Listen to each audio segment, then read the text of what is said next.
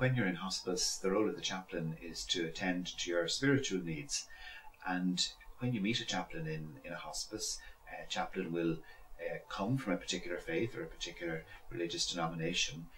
But we're here to care for everybody. We're here to care for you, whether you are somebody of faith or whether you're connected with a church or a religious group, or indeed if you've no faith or no religious group. So while we may come from a church tradition, we're there to care for everybody, to care for you, no matter who you are. We're there to care for you because we recognise that when you're ill, illness and change of life and goals brings up lots, or can bring up lots of spiritual issues.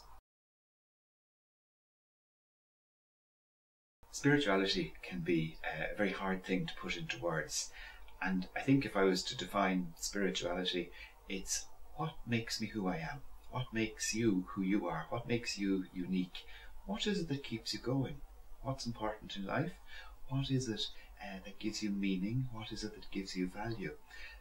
For some of us, spirituality is expressed in religious terms. For others, it's expressed through nature, through art, through music, through our family, through our relationships. So I would say spirituality at its core is what makes you you, what makes me me. And when you're ill, very often, whatever that is, it becomes really important because it's at the heart of who we are, and it's something that we rely on. Sometimes it's something we question, something that gave us meaning, maybe doesn't feel quite the same now. So our spirituality is what makes me who I am. I think following a diagnosis, the most common question that people express, and this can be a hard question to express, is the question why. Why did this happen to me? Why did this happen to us? Why, as my mother received this diagnosis? And it's a particularly difficult question to express because we reflect on life, and there are many times when this can feel unfair. I've been a good person. And these are questions, these are deep spiritual questions, and they reveal spiritual distress, I guess, and they can be hard questions to put into words. I feel cheated. I feel let down. I've so much I want to do. There are things I really need to say. There are plans I had made. And following a diagnosis of illness or another disease or condition, those plans have changed. And that can be hard. That can be hard because we have to reassess life priorities. And so the biggest question is the question why.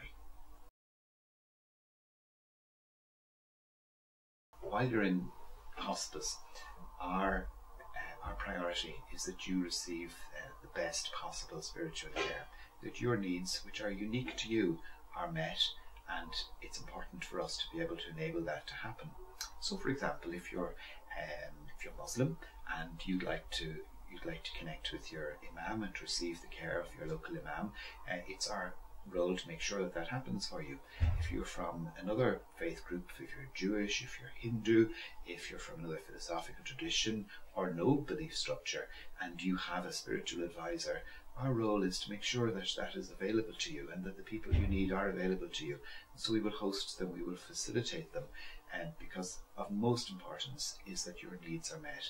And so while you may meet us from a particular faith tradition, our role is to tend to your needs, whatever your needs are. That's really important to us.